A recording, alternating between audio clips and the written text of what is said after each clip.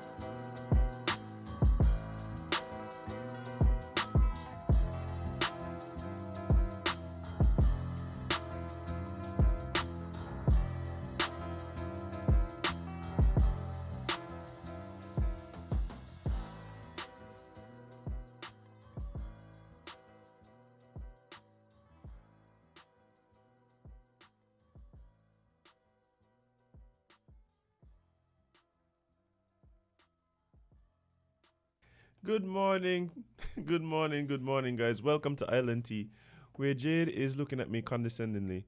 And it's hump day, It is. November 23rd, and you're here with your faves, me, Azem, and of course, I already mentioned Jade, Gwenny Gwenadita, CPL Martha Stewart Johnson is here as well. And we are looking forward to having an amazing show with you this morning. Jade, say hi to the people. Hi. Well done. And could you tell us as well, how are you doing? Are you in a good space mentally, physically, spiritually? We won't talk about financially because With poor people. yeah. I checked my account yesterday hoping that someone mistook me for Government worker? a government That worker. never fail. It did not happen, Jade. Neither, my friend. Wow. But besides that, I'm doing fine. Ah, I'm alive. I have life. I'm here. I must say your puff is very symmetrical today. Thank you. You did that this morning? Oh, nice. Had to. It was looking a little wonky. Ah. Yeah. Yeah, what I do is my hair just look like all over the place, and then I convince people that it's the intention, but it actually isn't. Vibes.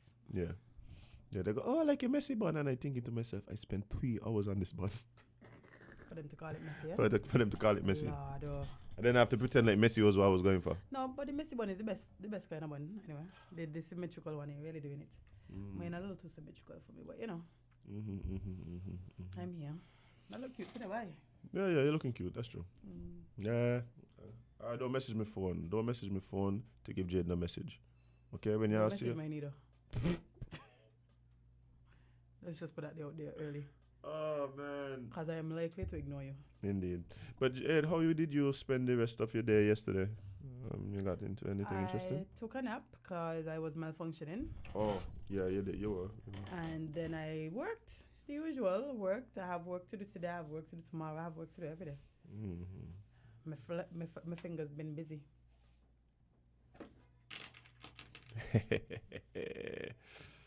I left here. I actually did something. Where we did yesterday? I don't know. I didn't go straight to where I was. We went to pick up Jaden's outfit. Yes, we went to pick up Jaden's hot buy outfit, and then you went about your business when you went to sleep. And I actually went down to Ramada. It's the first time I went to Ramada. How was it? It's cool. Down there is nice. It's nice property. It's the main things because I guess people is. Yeah, take the picture in front of the Ramada wall.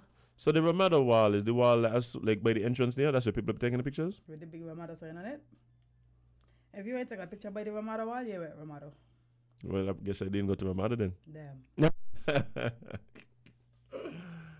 But yeah, I'll definitely go check it out. I tell them they need to work on their gluten-free option. Well, not that they need to work on it. They were actually supposed to get back to me with their gluten-free options. So I'm looking forward to that. We're going on here. People getting gifts for Men's Day? But we get the wishes? Something. Congratulations on albums? What? Yeah, congratulations on albums. Okay, nice. Hey, let me tell y'all something. Christmas is definitely the time for giving. But it just don't have to wait just for the day, and also don't have to be lavish, big and expensive. And it don't have to just be between you and your family or close friends. Sometimes you acknowledge something that someone's doing. It's all good to give them a little token of appreciation or congratulation. I agree. Yeah, them things will go a long way. Trust me. Yeah, I completely agree with you. Yeah. So somebody appreciate them this season. Yeah, and I understand everybody don't have a lot of disposable income. You know, I wish I just had enough money I could just run around and give people lavish gifts. Me too. Unfortunately, that's not the case. Not at all. Not yet. Not yet. Yes, not yet. Definitely working on it. Jade, as a matter of speaking of getting money, I'm working on a project I need to work in. Praise the Lord. See, this is why you need to have good friends in your life, because they will never let you stay by the wayside. Yeah, we got a couple of things we need to work on. We do. One of them, you weren't here when I was talking about it. No, I wasn't. But we're talking about doing something for the hospital. Okay. Yeah, so that they are. You mean more than making them get rid of that cemetery? Yeah. Okay. But no, the thing is, if we made them get rid of the cemetery, then we have to replace it with something, right? So. We do. Yeah.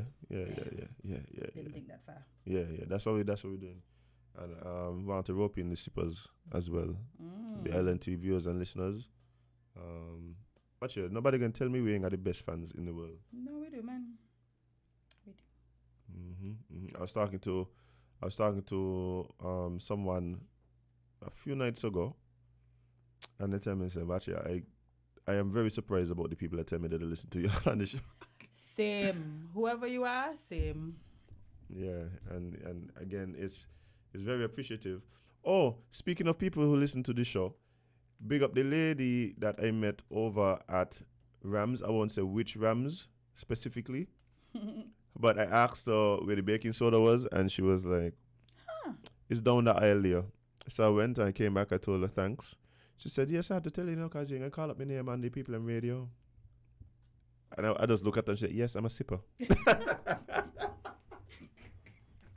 Love it. Things we love. Hey, big up yourself. And of course, we had a little conversation. She was giving me some helpful tips for use of the baking soda. She told me that she uses some baking soda in her laundry. Yeah, to make things fresher. Yeah, and white. You didn't know that? Right, but what was interesting was I really admired her because of the way she spoke about her husband. So She has one of those.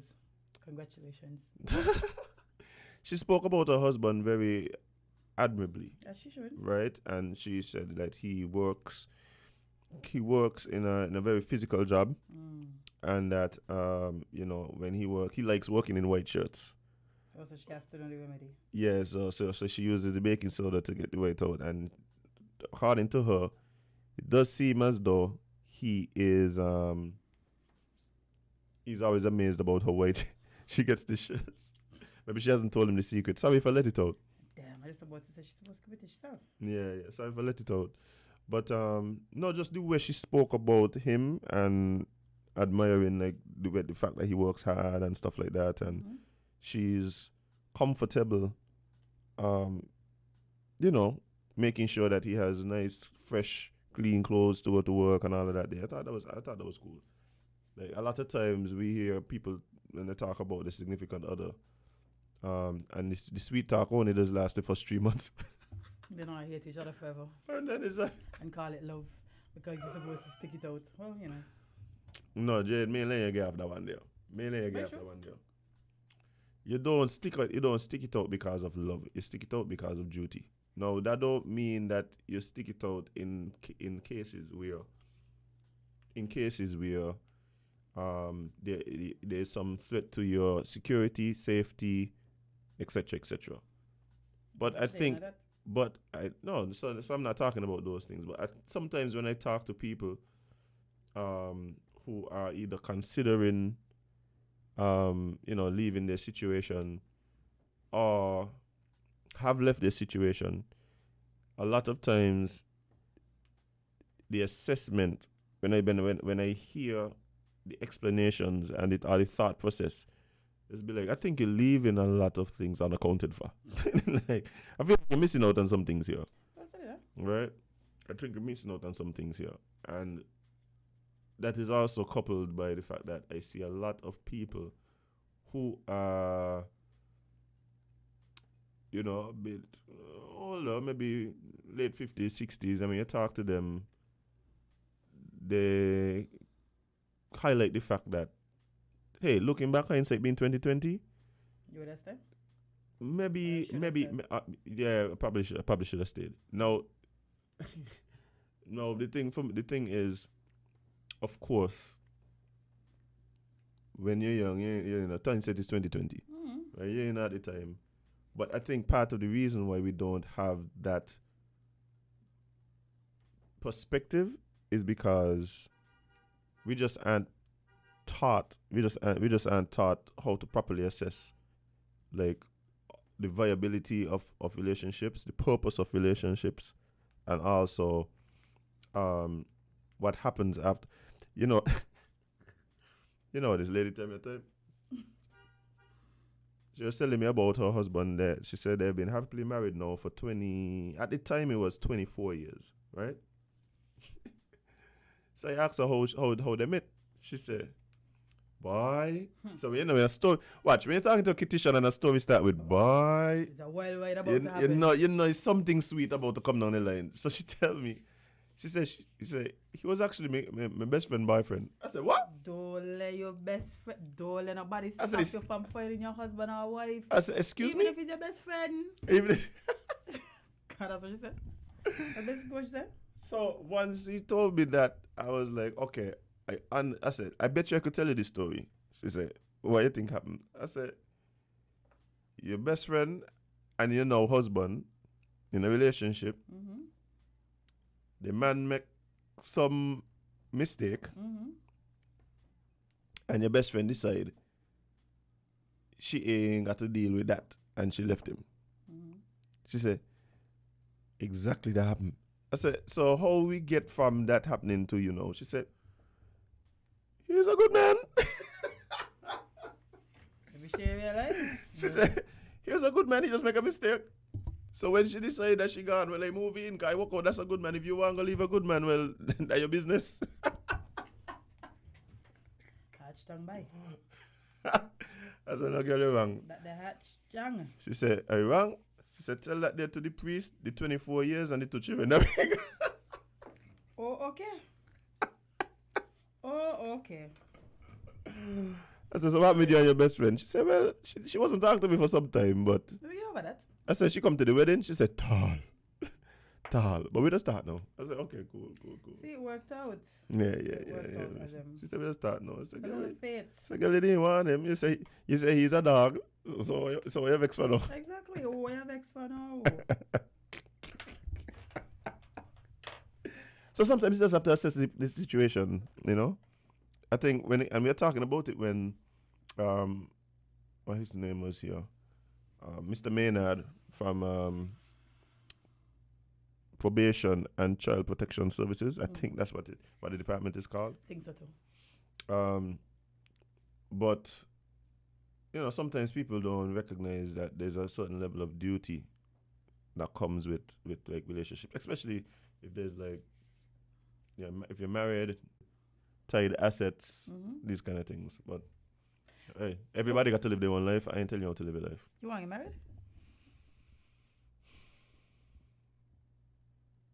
I don't have an issue with marriage. I have a very strong example of good marriage in my life. So I know that it works. The problem is that it's a two-edged sword. So what happens is I look at the marriage, I assess what it is. Obviously, I'm talking about my parents. Mm-hmm. The problem is, one, I ain't a man like my father. And two, I ain't meet a lot of women like my mother. So to answer my question, I don't know. It depends on my partner. And I want to get married. JD, you send me down another deep hole here. I just need to find somebody to actually marry. So, you know. Jade, Today might not be the day for me to go down this road, but what I will say is, I think we have a unrealistic view of like courtship, the dating marketplace, relationship. And so I hear a lot of things all the time, and then I go, you sure that's what you want? And I'm not talking about you specifically, but you trigger me because I hear some people say this all the time, whether male or female. Mm-hmm. And it's a little different for males versus females because I believe that women control access to sex, right? But men control access to relationships, right? Generally, men propose. Generally, is the woman I'm asking, what we doing? This is something, we in something, or you just taking me for a ride? So generally, men control access to relationships. No, however, of course, like it's mutual and blah blah blah. But Jade, I keep telling people, you can't be upset, right, if you don't get the results you want for the work you didn't put in. True. That's how we go. So I saw my partners like, yeah, I want to get married. I said, you want to get married, meaning you want to be a husband, but are you prepared to do husbandly things? Are you displaying the traits of a husband? No, of course not. So you want to be a wife, you want to be a mother, but are you displaying the traits that not only of a wife or husband, because of course those things are different, but the man what you want, you understand? The man what you want. Are you displaying the traits that man is looking for in a wife or the mother of his children, etc., etc., etc.? Well, we said she just want somebody pay she bills. Yeah, you could definitely find that. Yeah, that's easy. Yeah, you could definitely find that. A matter of fact, this is easy, you know. So, get on it. Yeah, you could definitely find that. Yeah. You have time with it. But I do believe that marriage's role and feasibility is constantly changing, and I, for one, not necessarily for that. I believe in marriage being what marriage was, and we could have other things. But I think one of the things that undermine in marriage is the fact that almost like every few years we change what marriage is. So marriage was about duty, fostering families, bam, bam, bam, building communities, boom, boom, boom. Then it was like, of course, financial. It was about financial partnerships and stuff like that. Then it was like, oh no, love is about love. Then it was like, okay, well, it ain't really about families, because why would you get married if it just keep changing, just keep changing over time, and it's just like maybe we just need new terms for these things. Not saying that you should then get lesser rights, but I feel like if people want to make whatever unions they want to make, no problem. But then depending on what your goal is, just like with anything else, then it should be defined as such. So we have people who you want to have unions between men and women who are doing that for financial and for financial reasons, then cool. You're doing it for these people who want to become a union for love and raise families in love, then that's something else. You want to have unions between women and women, men and men, well, that is for whatever reason, and that's cool, and so you should be afforded the opportunity to do so, and this is what it is. Like, you understand where I'm coming from? Friend, that don't the regular rules that I could change, I don't do it. So marriage ain't happening. No, I'm saying is they're changing. That's why I'm saying why we changing the ones for marriage. No, we're not changing the rules for we're not. That's exactly what we're doing. Okay. That's exactly what we're doing. We're changing the rules for marriage, but then the other things then what we need to change, it's like, oh my God, how we gonna work? Oh well. Yeah. So it go. Such is life. But Jade, speaking of high-level conversations. That's what we was having? We're having a high-level conversation. He was discussing, he was talking about policy and them kind of things. Well, let's discuss what the policymakers know. A sipper? I hear he's a sipper. But he's a big sipper. Okay. Congratulations, welcome. Telling you. Welcome. I hear he's been here for a while. Let me welcome. Oh yeah, sure. So, yes, the Governor General refutes allegations that he launched a money-making project. Why I tell you on the good old Jijiva? A post making the rounds on social media, which I did not see. Did you? No. Okay. Purports that the Governor General of St. Kitts and Nevis launched a project intending to help families become wealthier was refuted in a statement from the Governor General, Sir S.W. Tapley Seaton. Now, just from the first paragraph, may see the problem with this. Because, like, I wish I would be a part. Sounds like things that we need to have happen in the society. I'm going to go on a rant about that one. Maybe us, but you know, I feel like. No, but I guess because we didn't see the actual report, false report. That's why I said from the first paragraph. Yeah, because obviously it's almost like, well, one, I don't know, it might just not be true, and so he's saying it ain't true. But also maybe they were suggesting that he's doing something. Illegal, not right, immoral or something. Whatever, yeah. I don't know. So I didn't see the report.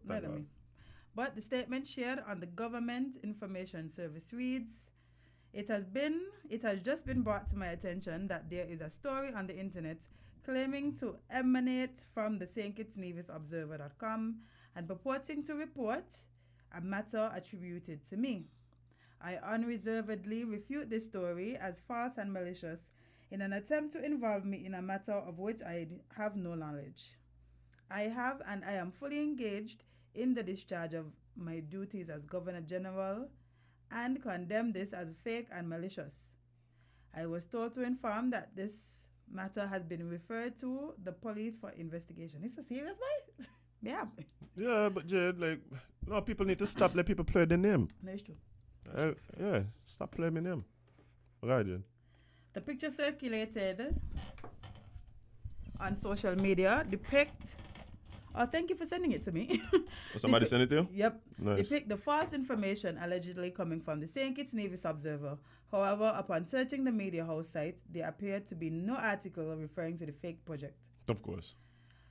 The picture showed the article was linked to a Facebook page called I Like It. Well, duh, of course it can be false.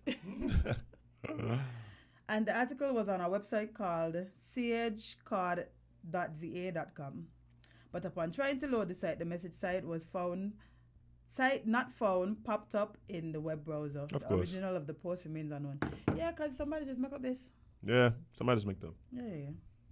Stop playing with people name, guys. Are you gonna make this? That's you gotta be kidding me. Jade, I could have make that there on Canva.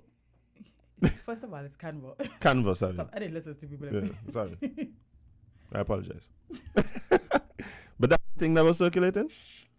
That's dying. Hey, say one, say two. That's a nice picture though. Yeah, man.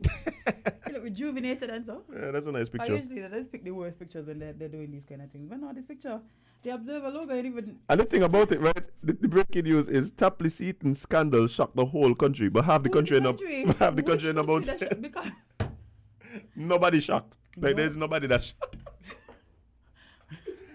There's nobody that is actually shocked. yeah, stop. Meet one shocked person. Listen. Stop creating scandals on people good name. No, the man just enjoying his days as the Governor General and y'all just make it up all kind of things to scandalize the man name. Oh my God, that's funny. Surprisingly, he's one of the people that had the least amount of scandals throughout this election period. But y'all just have to find something to do. Oh Go boy. touch grass, I tell you, tell us, go touch grass. Anyway. Get back to reality, because y'all just be doing nonsense. Oh boy. Yeah. And the funny thing about it, like you said, Jade, the first part of the report there, Sound good to me, you know? and I think that's something that we need, Jade. The funny thing about it is just yesterday, I was talking to two sippers Mm-hmm. in the afternoon there. And we were discussing, the question that was asked is, how do you grow wealth in St. Kitts? Can I give the answer that seems to be? I would love to hear what you think is being done or can be done. You just have to be affiliated with a certain political party. Jade may see the real examples of that outside of that. That is a very I said that's few and far between. that isn't something that is because a lot of the same people that are affiliated with the party complaining that they're not going the well. Cause y'all do it wrong. Tell I need to start to act for your money up front. Stop letting promise you after the election we got you. When we win we got y'all. When we get in power we got y'all. No. Not only that, too, you know, when y'all getting offered the money, like y'all gotta get offered real money. Yeah. You can't offer like money that can set you up for 2 months. Sometimes one. Like okay, you can't even pay off your debts. Like at least get out of debt. At least. At least get out of debt. Figure out how much more you got on the car loan, how much you got on your mortgage, how much you have or the bank for whatever loan you have, boom, boom, bam. Get a number there, especially if they're asking you to do things and put your life in jeopardy. If they ask you to block the hole in your town, at least get out of that before you die. Because you're going to die. Right, so J2D is saying start a business. Okay. Which I think is a viable, which I think is viable.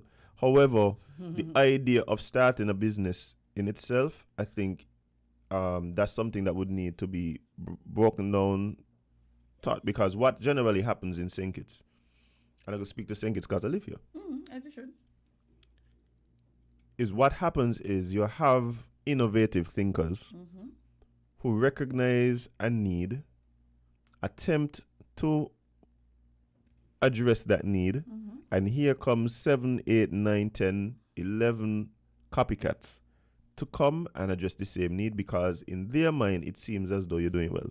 Not only that, when you have a business and then you have to supply that business with the assets it needs to run and maintain itself, here comes customs. Here comes customs. Why?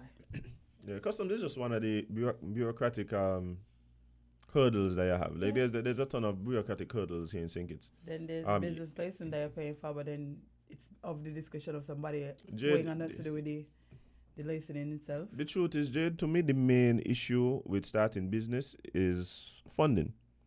And so with very few funding opportunities, it becomes difficult for persons to start. A lot of people, what they end up doing is putting their entire life savings and their friend, their family, mother, brother, sister, life savings into starting the business. And it becomes real difficult. You see situations where you go to the bank. It's already difficult for you to get business loans. Mm-hmm. However, if you are somebody who is outside of the traditional employment structure, Yes, Alt. then it becomes very difficult to do that. Yeah, yes, Alt. And then if the thing is now, if you are able to get a bank loan, then the bank loans are in itself a burden, because in places where there are other avenues to raise money, to raise capital, for instance, if you have an investor, the investor understands that they get paid based on profitability of the business, and there's an understanding that perhaps just like most businesses, profits may not come for 2, 3, 4, 5 years, right? Mm-hmm. The issue with the bank loans is that before you even open business, the bank are looking for the money. You have to Payments coming in. They're looking for the payments. So you could literally be in the hole, hundreds of thousands of dollars, and the bank looking for the money, right? And so it becomes more of an expense than anything else. It's a very difficult. It's a tight spot to be in. Yeah, it's a tight spot to be in. And one of the things that the question has raised, the question of how do you go about in St. Kitts, is the lack of specialized loan options for potential borrowers, right? Mm-hmm. So I think I told a story here about a friend of mine who was able to grow his wealth just based on loans that were offered in the US. So he was able to get a particular loan based on his particular set of circumstances that was very low interest, very low down payment and collateral. And he was able to then use that to build a property. Mm-hmm. Then he was able to continually refinance based on other loan options that were available, to the point where he now owns, I think it's like 19 units, right? This a dude went school with me. Mm-hmm. But when he's telling me, no, this is what you do. You go get this kind of loan. I said, boss, we don't have that in St. Kitts. Then I was talking to friends of mine who are Jewish, and I know you said Jewish now, and it's like they want to cancel you. But guess what? In the Caribbean, they care about us. Not only that, but it's good things. Mm-hmm. So what he was telling me is that him and his family, for the unforeseeable future, none of their lineage have to work again. And I was like, what do you mean? Like, what do you mean? He said, no, we don't have to work if we don't have to, based on the actions of his great grandfather, I think it was. So his great grandfather came into some money, right? Mm-hmm. He put that money into a trust. He had life insurance of like $2 million or something like that. Mm-hmm. The $2 million when he passed went to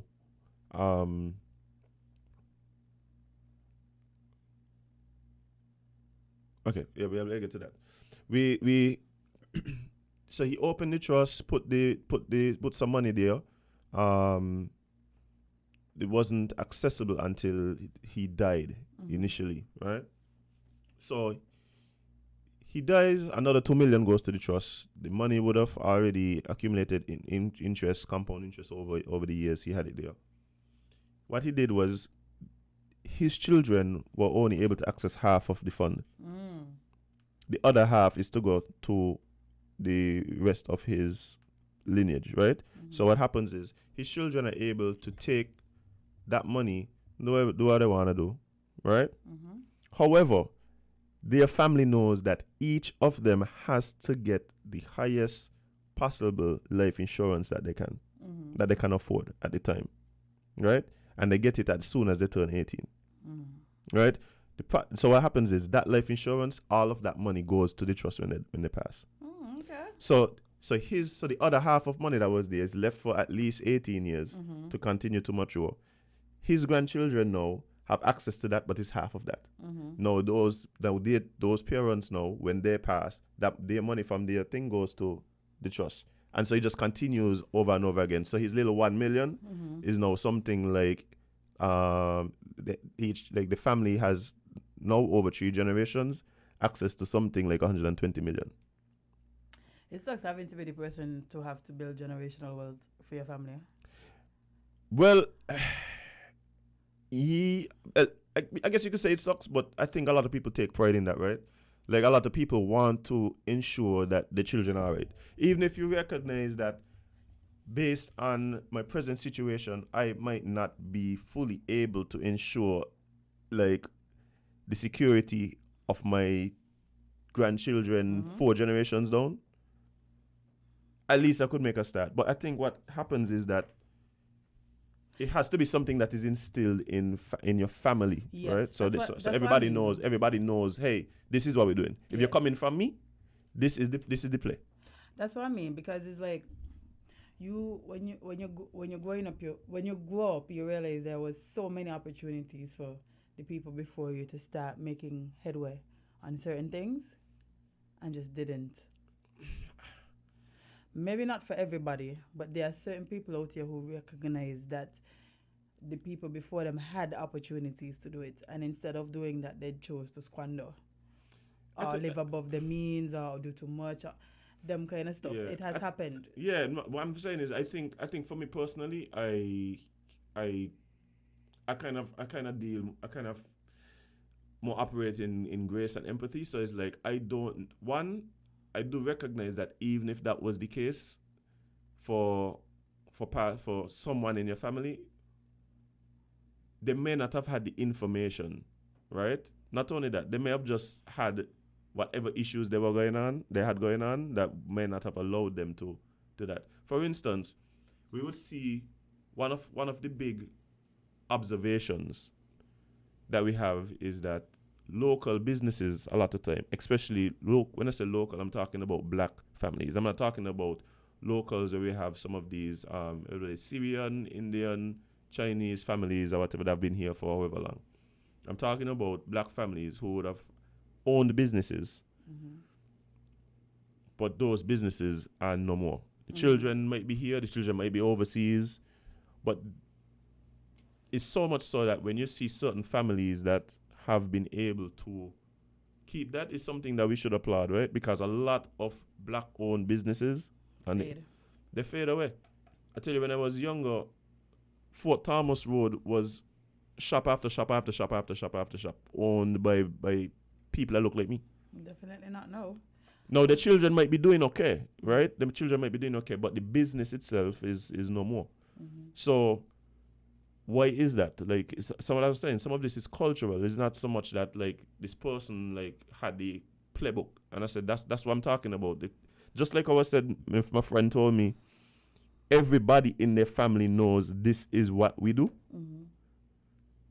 We need to do but I don't think the playbook even exists for us. So that's what I'm saying. The question is, how do you grow the wealth? So even if I had a lot of money, then what do I do with it? Generally, what I see is people might get involved in real estate. So they might build some apartments or buy some land. Yeah, that's usually the options, yeah. Right, but then how does that translate for your kids? So what is it that they do? Do they take loans against the land? Is that land used as security for the next generation, those loans, then bam, bam, bam? Is it a matter that, well, they sell the land, liquidate it, and then this... But even so, so the playbook isn't written. What is it that our family does to ensure that for the rest of the generations that we're not starting from scratch? Because that's really what's been happening. Generation after generation, we start from scratch. Now, I do understand that based on the socio-economic climate that has existed here, meaning let's not get carried away. My grandfather said it all the time. All when he banned slavery was going on. He wasn't calling it slavery, but it was slavery. You understand where I'm coming from? It wasn't slavery. So here we go. If we want to start from independence, we're literally 36 years old, not even a generation yet. You see what I'm saying? So options now what are possible to us based on the internet, based on access to markets outside, based on shipping, just based on just having information. Our parents didn't really have that, right? So we could, and even so, the information that we have is not necessarily geared towards us. So what's happening is, here we are. I go online. I want to build generational wealth. I type in on YouTube, how do I build generational wealth? And there's tons of options. The problem is that the mechanisms that you learn about don't really apply here. So we don't really have trust in the same way. You hear people talk about 401ks for retirement. We ain't got 401k here. You hear about people investing in the stock market. It's not simply as easily as it goes there. You want to talk about where we have ECSE? Well, the problem is nobody that trade there. The volume isn't there. So how do you? Yeah, it's tough. Yeah. So it's like we need to develop the roadmap. Now, if there's the roadmap there and people choose not to, then it's on them. But what are the options? What's the mechanisms? How do you create wealth? Like, how do you ensure that who come from you got money? And everybody gonna have a different idea about what it is. But my thing is, give me the steps. The first step, brother, save $1,000. Yeah, and the second step, take the $1,000, go buy a weed eater, or get that $1,000 involved in something that brings in cash, something that brings cash flow. If that's what it is, cool. The second thing, before you can study about investment, you need to have a emergency account that could support you for 6 months in the event of anything happening, aka COVID. Or simply, you lose your job unexpectedly. You understand? So what are the steps so that people know these are the things that I need to do if I want to set up myself to at least be able to retire comfortably? And not only that. And what's your goal? A lot of y'all have kids, but don't even try to set up their futures, right? No, your kid's going to go into adults, and you as an adult already know how hard it is to live every day. So what I suggest for a lot of parents who have kids, start putting away some money for them. It could be $100 a month, however much you could afford, but it grows over time. So by the time that child is 18, that child has money to either one, go to school if they feel like they need to go to school and not have to depend on the bank and student loans and all of these things, or be able to start a business if they do choose to do that, but not just let them get to 18 and be like, well, figure it out.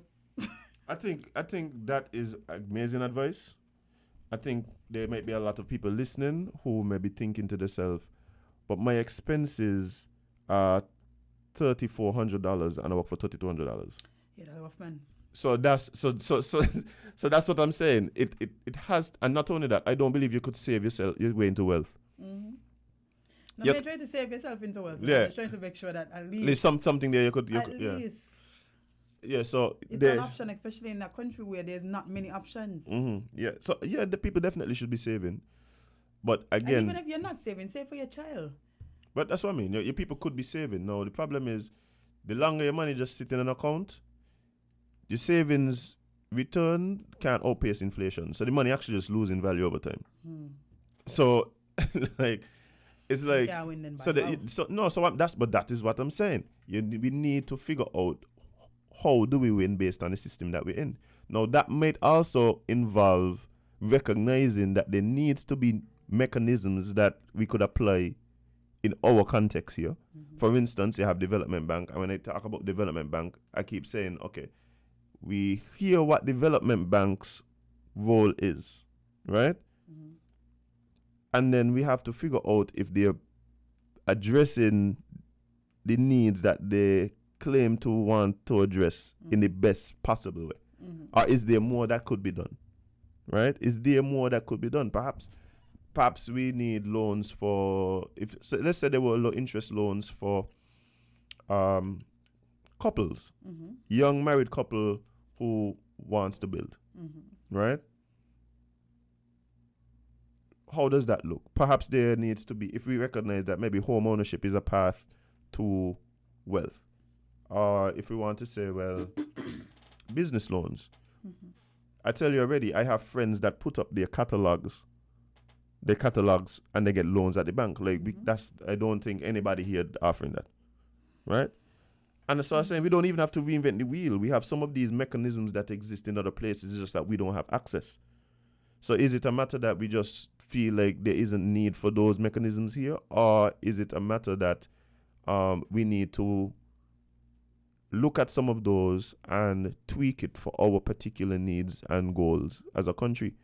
And part that of the should have been but that has to be a priority yeah, because but, we see how the rest of the world operates. If we want to take examples and use them here and say we want to be we want to be this country, you know, we talk about tourism and security and all of these things, but we have to be able to secure the people that live here. The people that live here needs options to be able to at least survive if anything happens again and not have to depend on the government alone, because that's not sustainable. But even so, Jade, maybe part of the issue is that what we are talking about is outside of what the actual people in position to make these decisions want. Maybe that's part of it, you know, and I'll tell you why I suspect that might be the case. We don't even talk about money here. Like, we don't, like, not the way that I hear some other people talk about money. You hear why people talk about how much they're making this deal. They tell you, they're like, Jade, if I go ask another band how much they charge for a thing, they're watching me out of this side of the eye. And it's like, well, how are we gonna move forward if we don't share this information? Yeah. That is the reason why there's no band that could support its members fully. None. Even them who playing all the time. All them gotta go look at 9 to 5.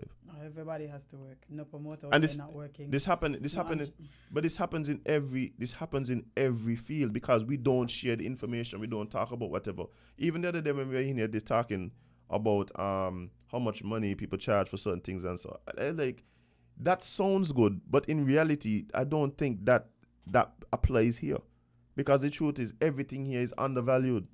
Everything is undervalued. So you don't tell me about what the going rate is. If the going rate is in a situation where people can't even feed their family in the first place, then what is the point? What is the point? You understand? So that's one. Two, it seems as though people have an issue when people move out of the particular social bracket. Don't even try to elevate. Outside of the social bracket that you are seen to belong in. Yeah, like, so whether it is you're born there, whether it is you were just born in a certain place, or you're born in this particular village. So where you you feel like you're supposed to be getting X and this and this. Or you feel you're supposed to be getting that kind of job. Where it is you feel you're supposed to be. No. That's a weird mentality. And it's not that they don't want to see success, you know. We want to see success, but success for people who we determine deserve it or should be or are traditionally successful. Sometimes they don't even want to see people be more successful than them. If I'm not moving, then you shouldn't move either. Jade, one of the things that I keep telling people like freaks me out is the idea of moonlighting. Right? So, you know, I don't know if it's still the case, but there's certain jobs that you work that you get punished if you have another job. I can't relate. Because nobody can tell me don't make more money because you can't pay me more money. So the ideas of like that moonlighting thing, somebody gonna have to really explain it to me because you can't. So you're trying to tell me. So you could get a big job. I have to work for you for this little pittance that you're giving me monthly, but I am not allowed to have any other jobs because somehow that infringes on your right to my labor. What I mean? Because I don't understand it either. You can't, and then you ask that same job, okay, well, since you don't want me to work anywhere else, can you raise my salary? No. So you must get a big chunk. You must be a big chunk, live up on a hill. But I must go squint and struggle in my small house down here with the roof leaking. I'm not supposed to be able to do anything to try and better my situation. No. Okay, cool. I say for people who got them kind of jobs because nobody can tell me don't make no more money. I'll give you the story already, you know, Jade. I'll give you the story already. This is how I know that we culturally have some serious issues when it comes to upward mobility in society, right? I tell you, Jane got me sitting and she landing, you know, right? And she gonna stay there and watch Mr. So-and-so drive from up the hill, come down in his big Pajero, brand new Pajero. Fresh. Pajero in his style. What do you say? Let's say you come down. Let's say... No, men if BM in style. What cars in style? Well, right now the big dogs them driving the what they call them there, the Prados. Okay. So let's say you come down in a brand new Prado, Jade, fresh, white. Okay. I hate white vehicles, but anyway. Yeah, you like this one though. Okay. So it's nice white Prado coming down the hill. Boom. Say me, yeah, but you ain't see Mr. So-and-so white Prado. But I like seeing vehicles there, you know. But yeah, they look good. They look good. Bye.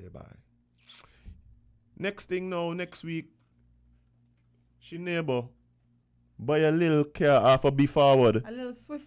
Take A she little Kia Soul. take she 3 months for it to ship down here. A little Toyota. Had to save up about 7 years to get the money because the bank ain't want to get nothing because all she do is sell fudge on the side of the road and they decide she unemployed. Even though the woman making she little money and paying she bills and knowing what she gotta do. Monthly. She little car come in so she could start now to bounce around and sell she fudge them. Here Jane and she landing. What she think she better than people now? But she got car. May know why that pissed me off. Because you know it does happen. No, it doesn't happen. It happens. That's way the too mentality. often. So Mr. So-and-so coming down he brand new product. Oh, it's all admiration and can't believe. People make a little what you don't know the sacrifices that person make you. They make a little headway. You don't know what debt she push herself in, nothing.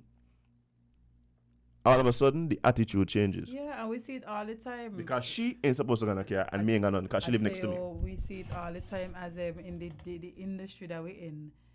Don't be a promoter and look like you're making a little money. Because now all of a sudden, oh, you see, he's scamming us and you see, oh, we must spend all this money. Like, but y'all want good things, y'all. That's one thing. A lot of promoters going to stop promoting, eh? Like, y'all know a lot of people in this business who y'all have on top, they're going to stop because y'all don't respect them. Y'all think that they're supposed to bring all these superstars from around the world and y'all pay them $20 and y'all okay with it. Anyway, as I want to stop with the priest who had a threesome on the altar, but What? you don't need to talk all the time without your financial advice. You want to talk on this house? No. Okay. So Got people been going crazy on the phone. I know, but time soon done. Time soon done. So we have to move on. Sorry, guys. I know. Love y'all. Mean it. Yeah.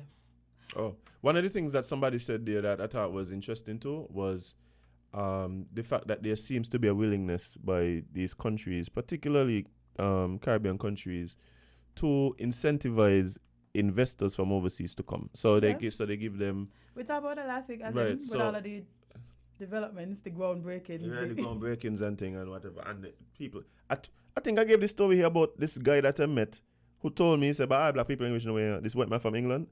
He literally said he came from England with a few pounds, like must be 750 pounds or something like that after he bought his ticket. He moved to a particular country and his plan was literally to just live on the beach. Live on the beach, he got there, he find a beach. He started living in one of the guys who have one of them big shots. They had a little thing and he would just clean up around the place and so. That was his plan. He said, I can just come down here, live in a nice cool climate and relax. Eventually he saw the fact that the roads were all things. So one day he asked him, why the roads look like that? He's like, what do you mean why the roads look like that? The election ain't come yet. So he said, oh, so that's a thing? Like, say, yeah, direct. He said, so who does pave the roads? He said, they give somebody a contract. And I was like, really? He literally called his brother who was involved in construction and tell him, like, find me some companies that do, like, this type of work, pave roads, that kind of thing, whatever. Brother link him with the people. The people come down, did the assessment. He made a proposal. The man literally, after about 4 or 5 months, got a contract to pave the roads in the particular island, right? The man said, look, all happened. I asked the company after the assessment how much money they're going to charge. I just put on $1 million for me. And he said, I am telling you, they wouldn't have done that if I didn't look like I look. No. the man tell me that direct. The man But said, no, it's because I have an accent. yeah, it's literally because you have an accent. The man tell me when he met with the minister, he said when he met to the minister, he had to borrow the suit. He borrowed the suit from the man who was his landlord to go to the meeting. And the man said he reached, they roll out the red carpet, they bam bam bam. The man said he can't believe this. This is a bum living on the street. So His words. He was a bum. That was he was a bum living on the beach. But he had the complexion. For the protection. Yeah, man. And to avoid investigation. Love it. No, it wasn't in St. Kitts. Y'all ain't gonna put me nothing. This did not happen in St. Kitts. I hope God reincarnate me as a white man. As a colonizer. Because them there and reinvent me as a colonizer and put me on an island. I don't get you. Yeah, I get you. But I'm be rich. I'm be rich as in. If I can't get rich like this, I could get rich like that. I could tell you about something that happened in St. Kitts though, because it happened to me. There was this one particular project that was up for development. Somebody had asked me to put in, right? So I put in to be a potential vendor, right? A contractor. So I put in. I didn't even get a call back, Jade. Right? No problem. Fast forward a few months, I get a call from a friend of mine in another island telling me he got this job for me to do. I said, what job that? Jade ain't the same exact job that I put in for. So what they do, they hire somebody from overseas to do the job and the person then call me to do the job. You joke? No, not at all. So this happen all the time. Yeah, that's just how it goes, friend.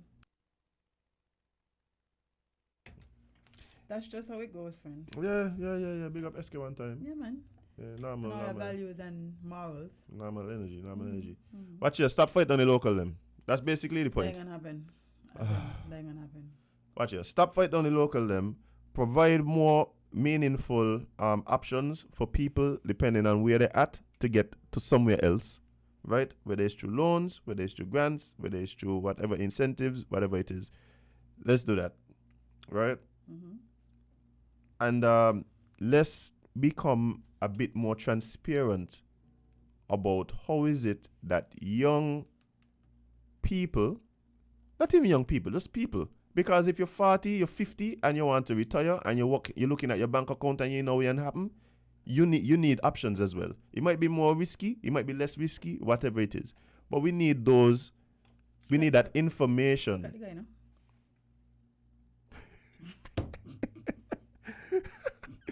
We need more creative options. We need more viable options for people to be able to just have some sense of financial security.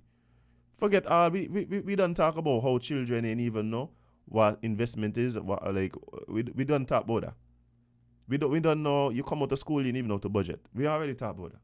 So yeah, them things they needed to. But whether it is the mechanisms we have now regarding life insurance, whether it is the mechanisms we have now regarding bank loans, whether it is grants, whatever it is, like we need the roadmap. Somebody develop the roadmap for me, please, so we could share it on Island Tea.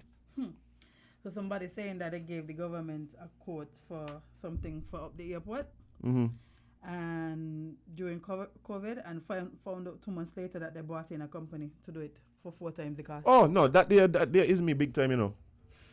Jade, it get to a point now where. Why they hate us, you know? Jade, this happened to me all the time. This don't happen to me with government. This didn't happen to me with government agencies, right? So it ain't really a government thing. But I would have clients that would call me in, right, to do an assessment. I'd provide for them an outline of, hey, this is what you want or whatever. You know what they do? They go online, they Google, and they would literally pay more online because I have suppliers that I would be able to offer them reduced rates than what they have to pay if they want to order them online. They don't care. They just walk out. You ain't getting any money. Because we kitchen. Now, how does that make sense? And then y'all gonna preach, oh, y'all want better for the people in the country. Come on, Jade. Y'all want us to elevate and job this and, small business and we love it. Y'all lying. Stop lying. One of the other strands to this complex web, right, is the fact that we don't trust one another. We don't trust one another. So, for instance, I read an article the other day about this guy who now owns one of the biggest investment firms in the world, managing over, must see, 300 billion in assets, right? You know, the man just went around his neighborhood, right, and asked. He said he approached the doctors first because he thought they would have had some disposable income. Tell him, look, this is what I'm looking to do. If you give me $300 by the end of the year, I'll be able to give you $500. They're like, $300? Okay, cool. Let me show me. The man went, find like 100 of them. Some people give him a little more. Say, well, if I give you $1,000. Okay, well, I'm if I give you $1,500, right? The man take that there, in the stock market, boom, boom, steady and build a whole investment firm. I'm managing over $300 billion in assets now. But that wasn't gonna happen in St. Kitts. Nothing. Who money? Who money? But okay. I don't know how we're gonna live it as a country. My Trust, we don't trust Lord. one another, Jade. We do not trust one another, Jade. Watch it. I would get duty-free concessions through the SBDC, right? Right? The Small Business Development Unit, sorry. Right? And people come and tell me, oh, we need duty-free concessions, the artists are making. I say, but okay, you registered a business. So register a business. If you know you have to be importing things, maybe you have a ban or whatever, register the business, and then you may be able to get some concessions. I send them the thing. The man like, so this exists all the time? I said, yes, it exists all the time. I said, well, you didn't tell me. I said, well, I did. You asked me, I tell you. He said, so nobody else know about this? I said, people know, but guess what? They ain't gonna tell you. They ain't gonna give you the information. No, because they want to be able to do it. Oh, yeah. And it's like, they don't recognize, like, the more we succeed, the better. You know what it is? A lot of times we judge our success comparatively. So I am doing well if I'm doing better than you. So in order to ensure that I'm doing well, I'm incentivized to make sure you ain't doing so good. Because then I feel like I'm doing well. This comparative success thing is ridiculous, Jade. It don't make no sense. It don't make no sense. See, I don't know how we're going to do it in this country now. Right. Every day is a struggle, you know. Every day I have to get up and realize that I have to work several jobs just to make it to the end of the month, you know. Jade, this is what's going to happen, right? That's We're going to not stay how we're here, supposed to live, and eh? the Indians, them going to own the whole of 4th Street, the whole of Port Zante, the Chinese, them going to own everything that could resemble a shop in all of the villages, them, and we're going to be here balling, but who is us? That's what's going to happen. Oh, me, I'm sorry it done happening. My I'm bad. so about to say, Mia, when you're saying we go into because I feel like currently, if you look around, But Jade, I can tell you something, you know. You go right now, you talk to some of them Indian children, even those who have been here for generations, Jade. They know what the playbook is here. yeah, They already know what the plan is. They know what their job is in the whole bigger picture of the family. They know what their role is. They know. because they done. We here studying, but don't talk to your cousin them cross the road because of something that happened with your great aunt 2 generations ago. And the people that's The coming thief here a bike, the thief your great aunt bike, we don't talk to them there. Them kind of shoppiness is what we keeping up. and people But just can't coming here and can't tell making it. people go down to surgical go look at the endowment plan. We start to tell you. Hey. We start. Where is our guest? I think they went outside. Okay, well, let's take a break. Yeah. Because we somehow we're gonna talk about the fact that this priest had a threesome, eh? Yeah, oh yeah, we gotta discuss. Yeah. Lighten up the mood a little bit. Guys, we're gonna take a short break and be right back with more Island Tea right here on with Media SKN. Steak and steak.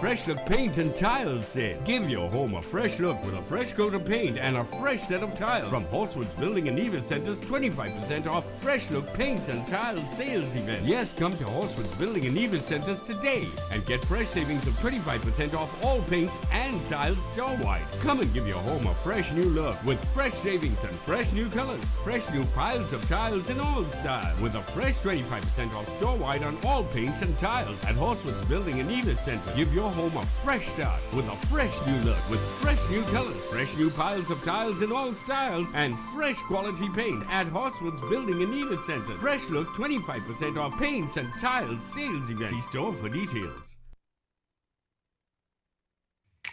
Maybe it's the way the brilliant gold liquid reflects our sunshine, or how the bright blue of its label mirrors the clear Caribbean skies overhead.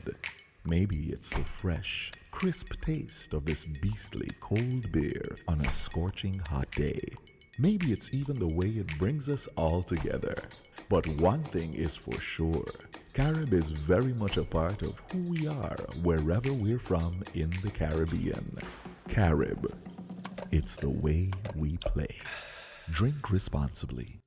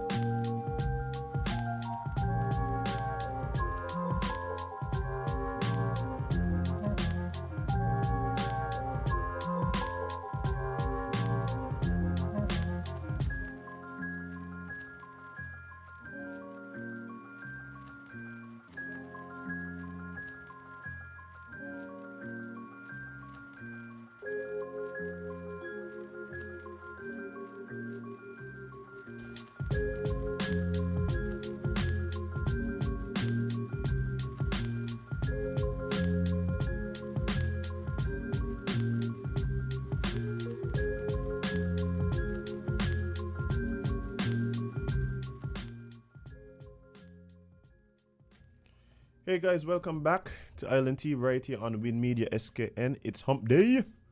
And of course, you know we love when we have guests in the studio. Today is no different. We have a friend of the show. He's been here many times. You guys know his face. And yes, we have in studio with us, guys, Dr. Neil from the St. Kitts Robotics Association. Good morning, sir. How are you doing? Good morning. Thank you very much. It's always my pleasure to be here, actually. Yeah. man. So, and I listen to the show all the time. Oh, Yes, he's a sipper. he's a sipper. Yeah. But Dr. Yes, Neil, there yeah. is but the last time you were here, actually, there were some Yeah. things on the horizon. Yeah. Yes. There were some actually, things on yeah. the horizon, and we were quite excited about what was to come. Yes. You have some updates for us as to how that played out? Or? Yes. Actually, the last time I was here, we were discussing the trip to Geneva. Actually. Yeah. I was a bit disappointed he didn't walk with me, but it's fine. A lot of people saying the same thing, yes, why didn't take me with them, so a lot of people saying that. But before I jump into that, yesterday was CFBC's graduation. Yes. Yes, it was. so I do have a cohort of students who actually graduated yesterday, and it's about 23 of them, and out of all the students from the technical division who graduated, they had more awards assigned to their name than the students, than the rest of the students. I'm proud of that. Oh, congratulations. So I'm proud of that. They To you worked and of extremely course, hard. and To of course them. to them, of Yeah, course. to them, They put yeah, hard yeah. work, yeah. Yeah, they did a good job. So if you happen to get the booklet and you go on the second page, you will see the names, and you'll see every single one of them had a star or 2 or 3 stars beside the names, which actually means that they either received Magna or Kuma or Summa. So they did extremely well. So I want to shout out to them. You did well, and keep it moving. Boom, bam. Keep it moving. This is just the beginning. Yeah, just the beginning. Yeah. Lovely. So we went to Geneva a few weeks ago, and we did extremely well as usual. It was our first time in that part of the world. The students were able to adjust, the members, and they actually fit in really, really well than what I thought. And they were able to compete and make friends and do the whole networking thing. So that was actually good. Well, I'm happy to hear that. I'm always been a big proponent of having our young people having these types of experiences outside. You want to tell us a bit about the actual competition? Yes, so the theme of the competition was carbon capture. So the theme is generally taken from the United Nations goals, sustainable goals. So this year they focus on carbon capture because, as you know, the coral reefs are going, the sun is getting hot, feeling hotter, and a number of things are happening. So they wanted to focus mainly on how the young people can bring some kind of solution to the problem. And so they came up with a challenge. And so the challenge was for every country to build a robot, as usual. And this robot should actually take on the whole idea of how you can solve climatic changes within your country. And so for us, we built a robot that was able to capture,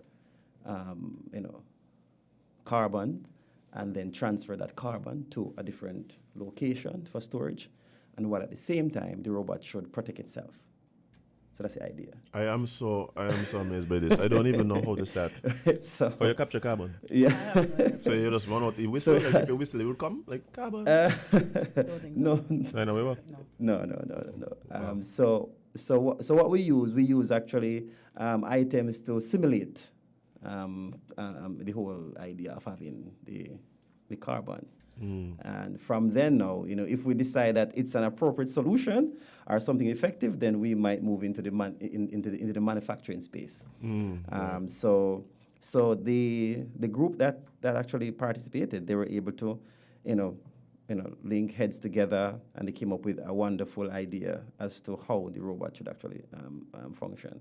And so because of the idea that they had, a number of agencies, begin to pay attention to them. Agencies such as Robotics, which is the largest robotics organization in the world that does educational, robotic equipment.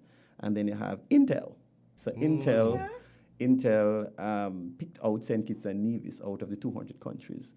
And we're having conversation with them to see if we can have them down here of May of 2023 at our capstone project, which is the 31st of May. Oh, Wow, that's awesome. Yes, we're trying to get them here, to see what we're doing and to be a part of our initiative. So I think it's an awesome thing to have such a large agency, one of the largest in the world, Right. paying attention to St. Kitts and Nevis because of our, dynamic approach to technology. And then, given that we're coming from a small nation, because we do have smaller nations over there, but we are very effective in what we're doing. So they have paid keen attention to us. Yeah, I keep saying that I think we need to take advantage of our size. I do believe that being a place where it's small, but like you said, we have this type of expertise here that's being developed. I think that is a very strong asset that we continually need to tap into. People would love to come here to use St. Kitts as even pilot projects. Yeah, and a stuff hub. Like that. And a hub. Yeah, Exactly. and a hub. Right. Because if you look on Silicon Valley size, it's way smaller than St. Kitts and Nevis. Right. Yet still they are the powerhouse within the world and across the world. Space, yeah. Yes, so they are pushing out all these technology, this new tech, and even involved in research. And I think one of the things that we need here in St. Kitts and Nevis is a solid research center, right? Research center where we're looking on how we can develop our own thing, right? Exactly. One of the examples I oftentimes use, we know that Microsoft is a dominant company right across the world. Approximately 83% of the households across the world, have a Microsoft Office package being used. Yep. I do believe that we can actually create our own, and we use it within our own space. Right. So if we actually look into this even more seriously, we'd actually be one of the first Caribbean country across the region to actually have a solid research center that is looking on real problems and bringing real solutions to these issues. I think the only way that would happen is if they actually see the importance of doing this, because we often see projects that big money has been thrown to it and it leads nowhere. Yeah, I think I've been around long enough to see a lot of projects. And when you look on those projects, I think if you look on some of the nature of these projects, some of them are not necessarily geared towards empowering the people within the region. You're saying about the roundabouts. I don't think so. Let me tell you why I'm saying that. You're saying about the roundabouts, Dr. Neil. The roundabouts. Let me tell you why. I'm a solid believer in STEAM, science, technology, engineering, arts, and math. I think more can be done within that space. If you look at the European function, how the Europe operate, they actually put a strong emphasis on engineering, right? And they start from early. Yes. So they put it in the schools because they tend to operate with this long-term vision. So they believe that after primary school, kindergarten, these young people coming out, by the time they reach high school, they begin to think about how can I be a developer as opposed to a user.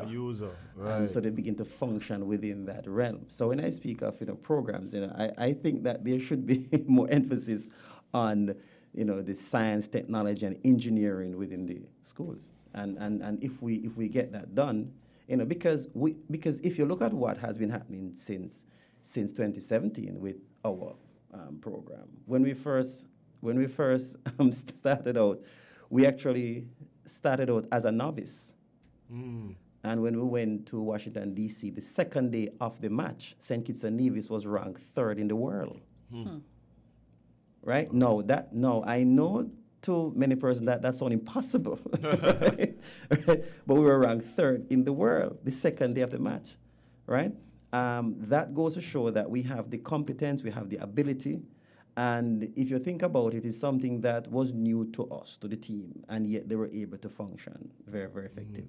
So if it was new to them and they were able to pull that off, it means that it's a solid program to look into. Right, exactly. And to say, but for them to do this like that, we need to pay some attention to this. And had they been exposed to this type of thinking mindset from a very young age, who knows what.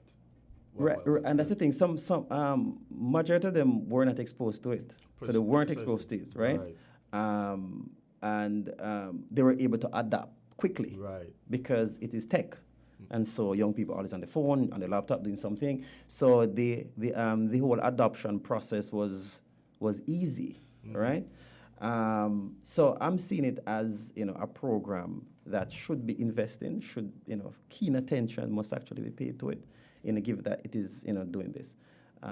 So from 2017 leading up, they have been functioning.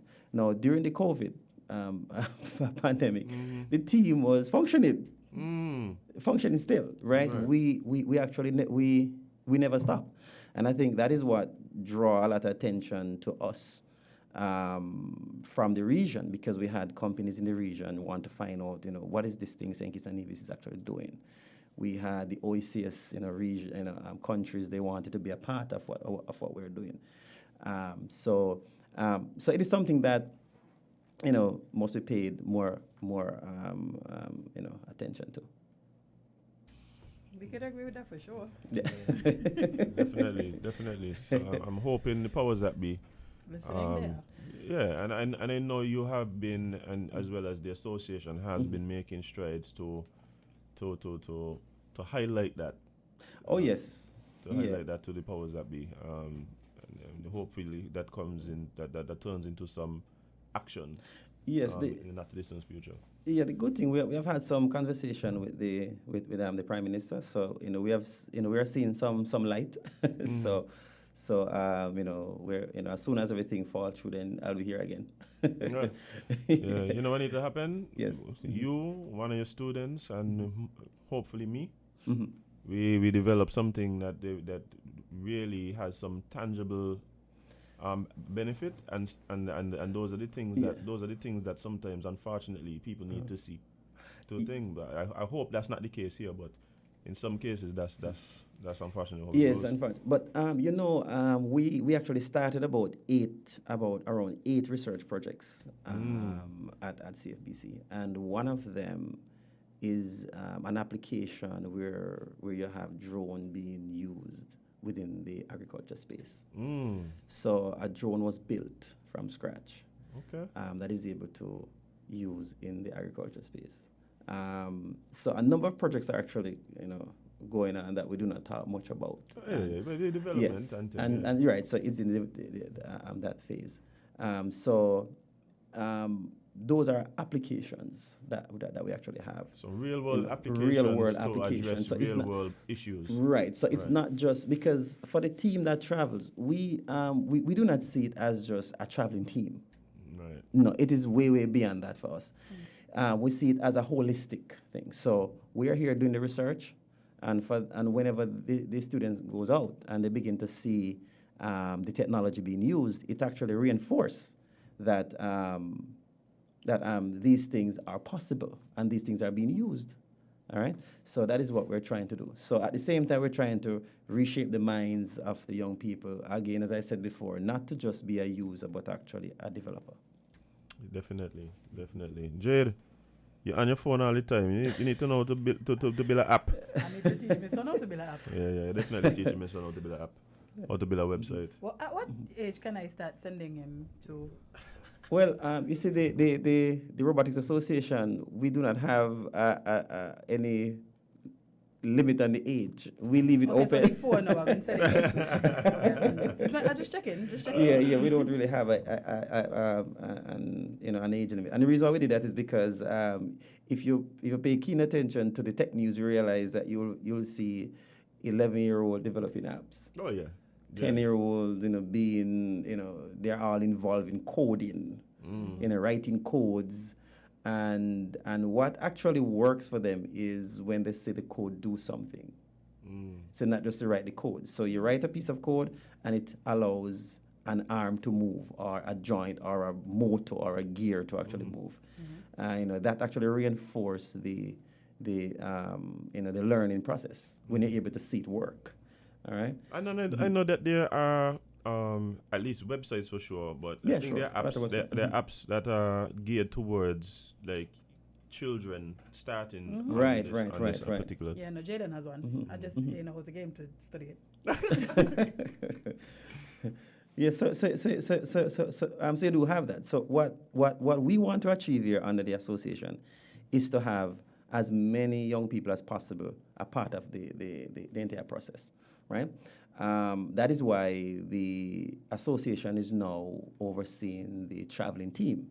Right. So the traveling team is no longer what we call a CFBC robotics team. So that's what it's used to call before, Right. So when you meet person, they really say, "Oh, CFBC, robotics team," but it's not that. It's a federal team, right? We pull the persons from the high schools, from CFBC also. So we'll actually send out like an application process, and they would apply, and then we bring them in. Generally, whenever the applicants apply, we try to keep all of them. We make all of them a part of the process. So if they're not on the traveling team because of the amount, the number, we have them on the local team. Right. So we still have there's still a level of involvement. Yeah, so everybody is actually involved, right? This year, I must say that the team that traveled, we did have Brandon Powell, who actually applied for a volunteer role at First Global, and they were able to assign him the role of a judge, which is which is the first. Almost I put it now. It is one of the most accomplished thing for him right now, because we have never had a judge being selected from a small country as ours to judge robotics Olympics. So that is actually good. So I extend congratulations to Brandon Powell. Sure. Yeah, he did awesome. excellent. Nice. Love to hear it. And for those who want to keep up to date with what is happening with the Robotics Association, how do we do that? Yeah, we actually have a website. It is being updated now.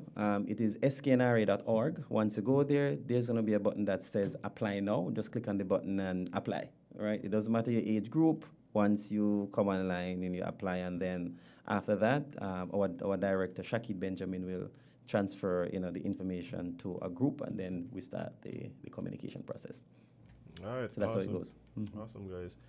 Well, appreciate you taking the time out to come and hang out with us. We always appreciate that, and love hearing about what the association is doing, and also just talking a bit about engineering, and the possibilities that holds for us moving forward. So thank you so much, Dr. Neil. No problem. Thank you very much. It's always my pleasure to be here. All right. And I'm looking forward to come back again. Yeah, for sure. For sure. Always welcome, bro. Yes. All right. Guys, we're going to take a short break and be right back with more Island Tea right here on Win Media SKN. Be right back.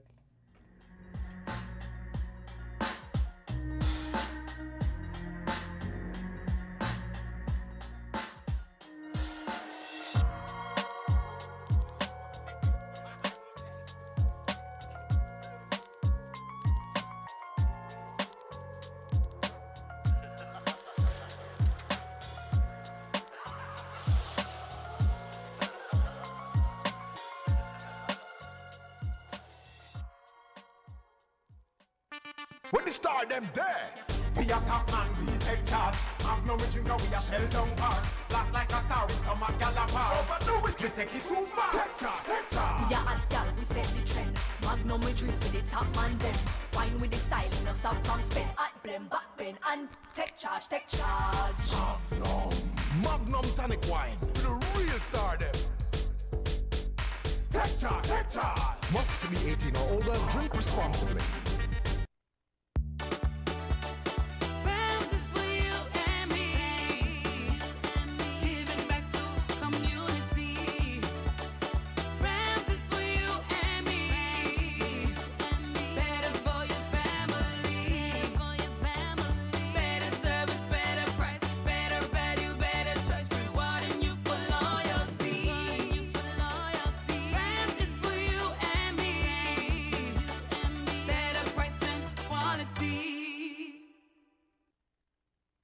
Shirley is celebrating 70 years. Can you believe it?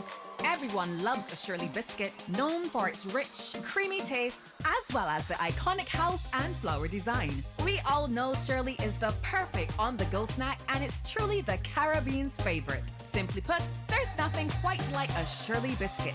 I can't imagine life without it. I too love my Shirley. It's the Caribbean flavor. Shirley biscuits make me happy.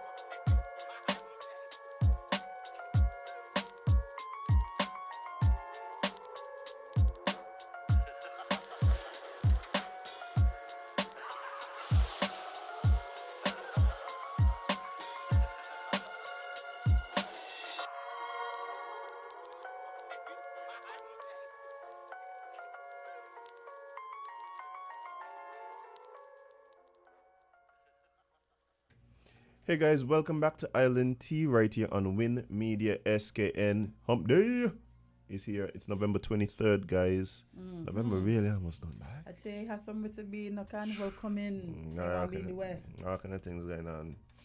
But guys, in studio with us, we have yet another guest. This is the first time she's been here? No, yeah, you've been here before. Yeah, you've come and hung out with us right here on Island Tea before. And yeah, long overdue. Very Don't much take so long again. Please. Right.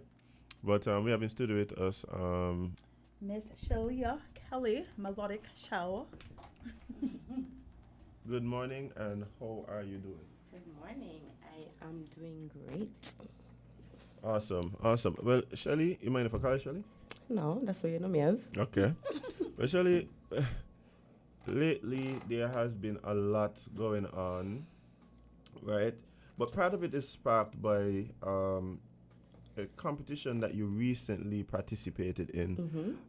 Tell us a bit about what this competition was and just how it developed. Like, was it you had to apply? Like, somebody reached out to you? Like, tell us a bit about the competition itself. Okay, so I don't know if you guys remember, back in 2020, it was like late February, I had entered one already in Tortola. Right. And I had won that one, so it was like, you gotta come back, defend your crown and whatever. And trust me, it took me like 2 weeks to answer because I really didn't want to go.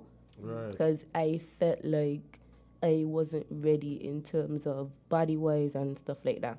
Because I've been lazy. I've been lazy. So yeah, I didn't feel like I was ready body-wise. But they was like, you gotta come, defend your crown, yada, yada, yada. Whatever. I was like, you know what? Cool, fine. I'll just go.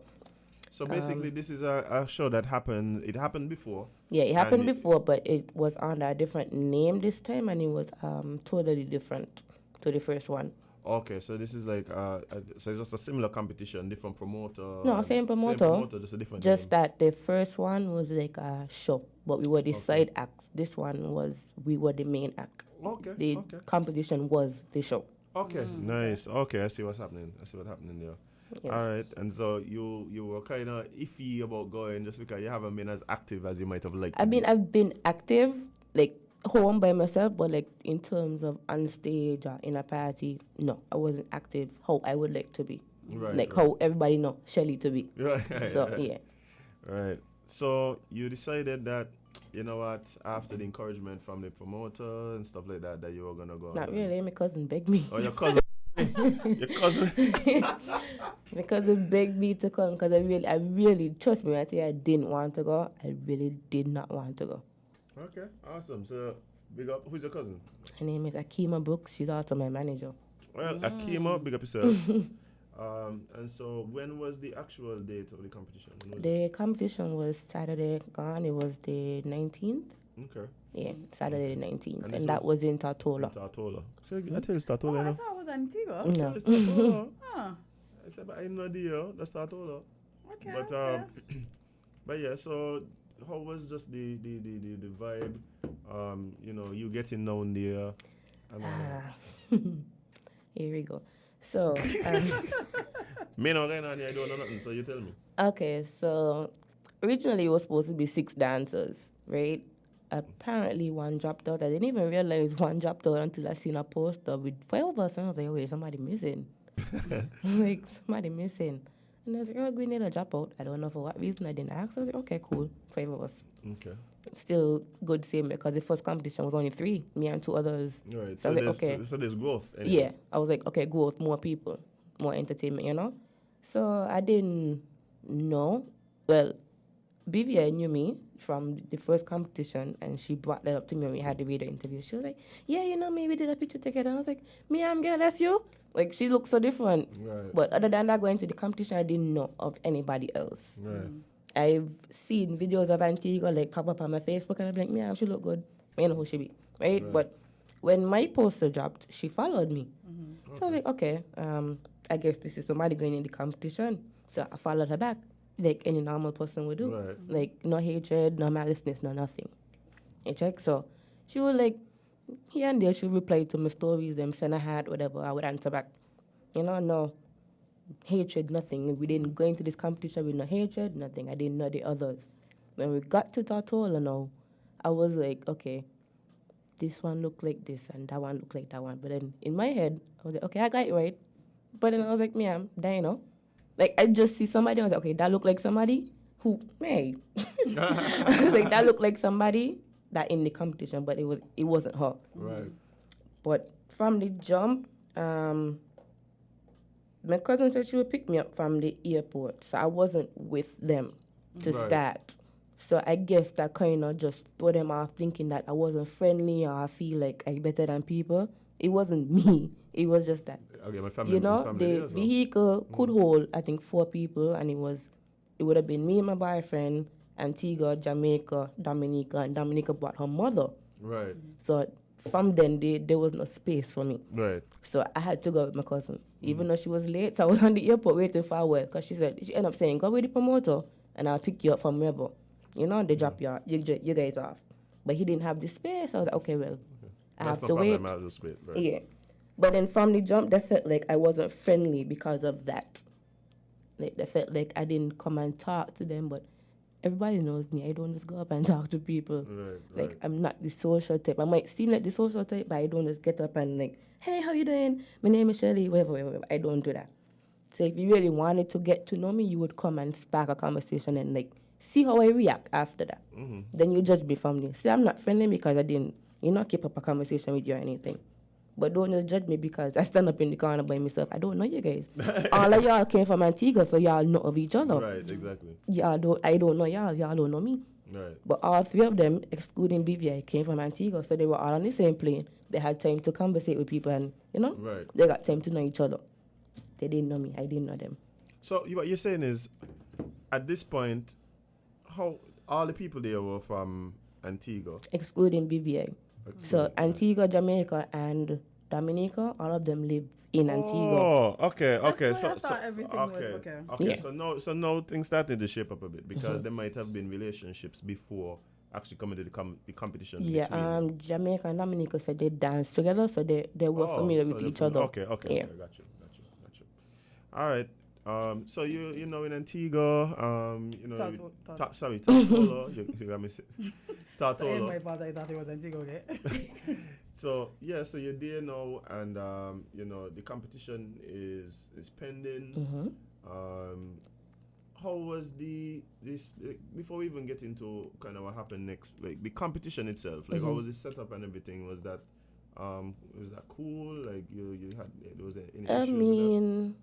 We had the stage space, but in terms of a crowd, we didn't have that. Oh, okay. So it wasn't really well attended. No. Okay. I don't know if it's because, like, certain people don't be on the media, so they wouldn't see the poster. You would have to stick up a poster, like, in town or something for certain people to see. Shelly, your job is to go dance. The promoter job is to promote. Yeah. Yep. They figure out that. You understand? But you went there to dance. And what you felt about your presentation?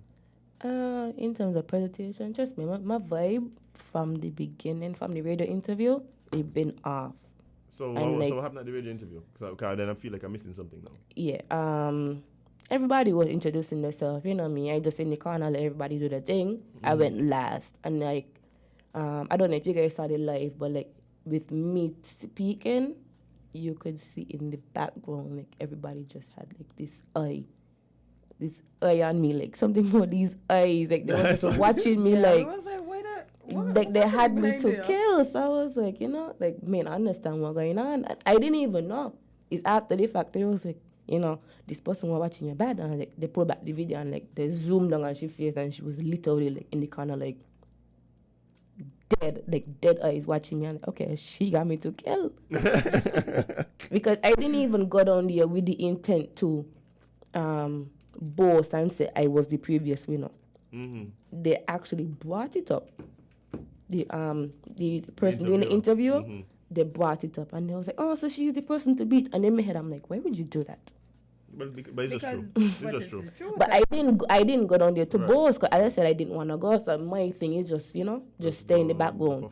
Just go do your thing, stay in the background. Don't go down there, go boast. Don't go down there, go be like, "Oh, I win, so I can win again." Like, no, that wasn't even my intent when I got down there.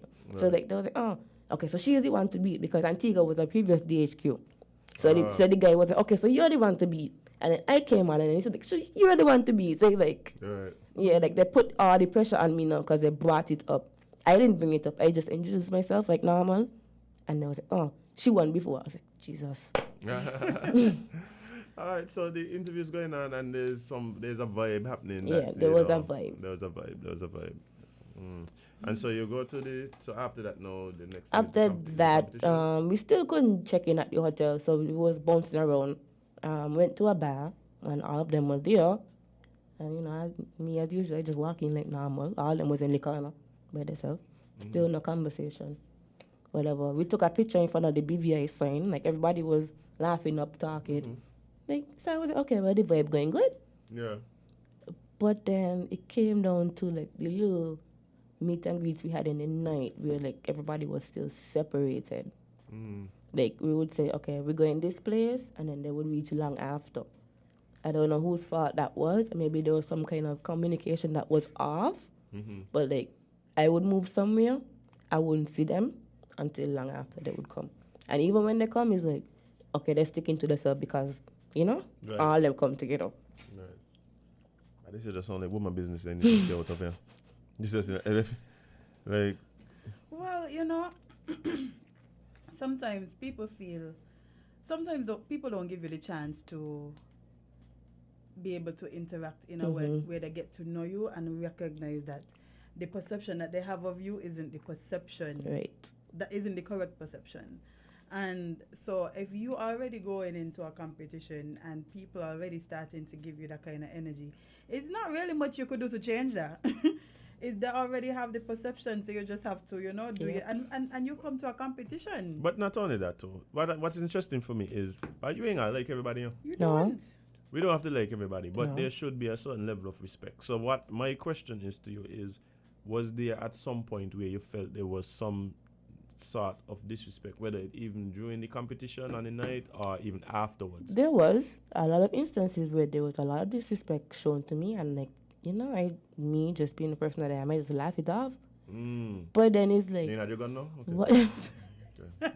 No, she could carry to the airport. Oh yeah, she in a and then just watching back the live, I'm like, okay, like, y'all seriously had a problem with me because even with me being on the stage dancing, when they were on, I went last. Okay? Even that there was a kind of iffy kind of situation too, because they was like, oh, why should she come back and she won already? I'm like, it ain't even me.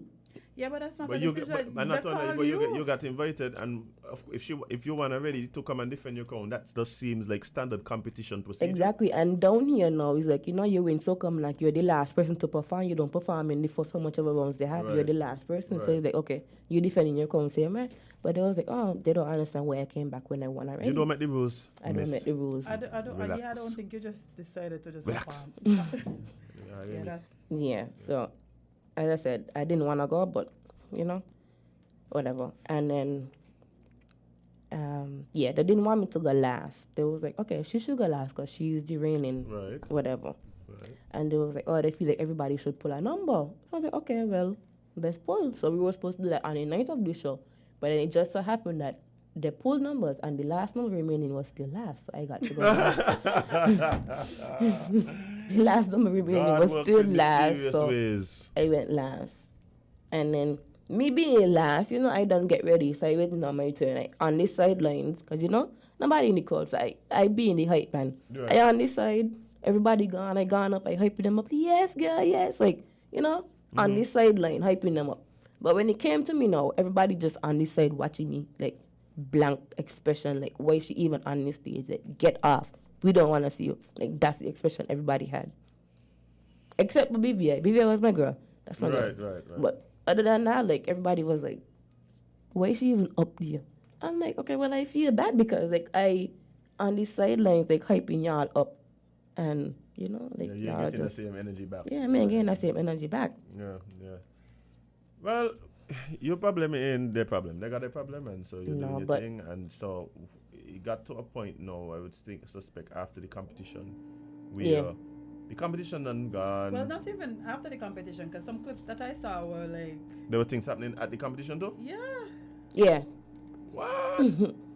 Yeah, like, I just want you have to watch the live to see, like, all the things that were going on, like, like, I would be dancing and everybody just in the corner hyping up somebody else and whatever. Not that I want them to hype me up, but I just mean, like, it was obvious that something was going on. Mm-hmm. Even after the winner was crowned, like, and I had my back turned and she was in the back with gun sense in the back of my head. And I'm like, okay. So all this on, like, video? Yeah. You're better than me, You're better than a lot of kitchens, Yeah, that's what and even when the bottle was pulled from my hand and I walk off laughing, everybody was like, yeah. So I tell you, there was a lot of stuff that went on. Tell me about this battle situation.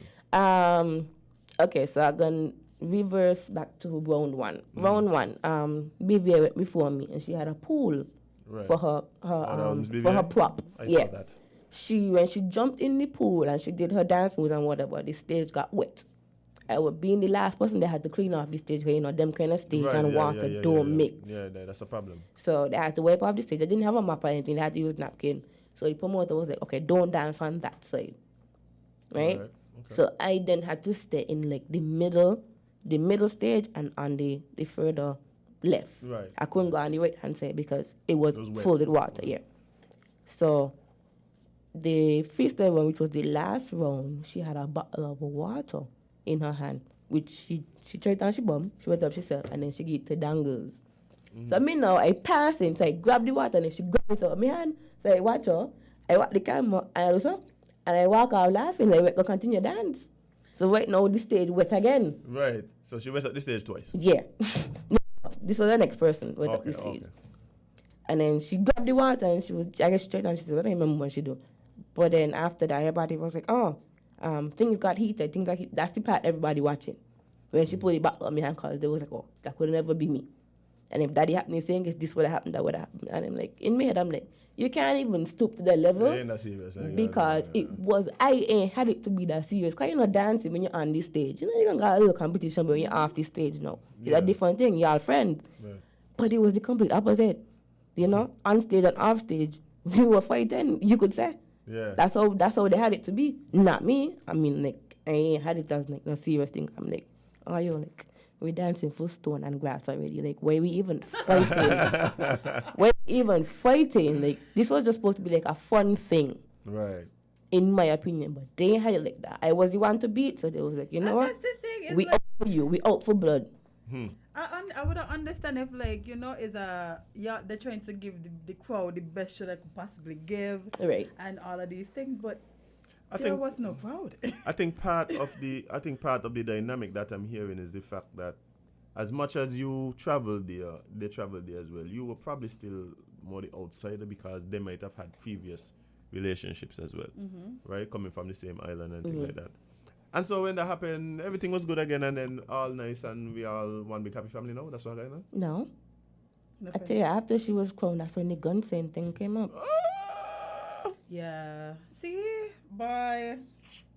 That's not what I may say enough, because these things, I can't, I don't know how to react to these things. Like, why are you doing all of this? It's a competition. But then that was the thing, like, you already won, like, why are you still bothering about me? So who won? Antigua. Miss Antigua won, okay. Yeah, and then, like, in the morning, like, people sending me screenshots, and she's like, oh, think you gotta learn to humble yourself, and, better luck next time, SKB with a coughing emoji. I'm like, just wake up. Like, why are you addressing me so early in the morning? How am I on your brain? I just wake up and I get these screenshots. I'm like, but man, even post nothing. Like, why? Like, I wasn't even the only one in the competition. You check? I would understand. That person just felt like you were the person. I would understand if like she targeted like Bivia or something. There was a problem in the middle of the competition where after the first and second round they tallied the votes, and Bivia had a whopping 120 something or 109 something points like that, and she was like, she don't understand how Bivia got so much points. When you don't understand, yeah, she was arguing with the promoter, and she don't understand why BVA got so much points. And I'm like, you don't understand. Yes. And then in the end, she was like, oh, judge's decision final. I'm like, okay, so you won now, so it don't matter why BVA got so much points. The main matter of the fact was... No, the judges... Yeah, the main point of the fact was like, okay, saying it, saying win.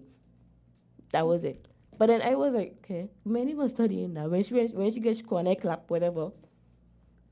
What I was supposed to do, scream ball on the players, tell them they cheat, whatever. No. Whoever was in the crowd did that for me. Right. And whoever was in the crowd did that for me, and who was on the live did that for me. They was like, oh, they cheat. What crowd? Which crowd? He had a little bit of people there. Can't stop people it. did, come on. He had Zenga's people in the crowd though. Yeah, of course. Anything to at all, we represented. But so we this competition is finished. Miss Antigua's won. Yeah. There still seems to be some issue with you. I suspect this maybe you were like again probably the person to beat. And so these screenshots that you're getting, this is on social media. Yeah, this was on Instagram and WhatsApp. Wow, that's crazy. And so I know you. Right? So I know you ain't hotting up your head. No, I really wasn't though. Right, but so who seemed to figure out? No, this girl need a couple checks. Like, cause it seems as though that's where this thing went after there. Is like, let me tell you something.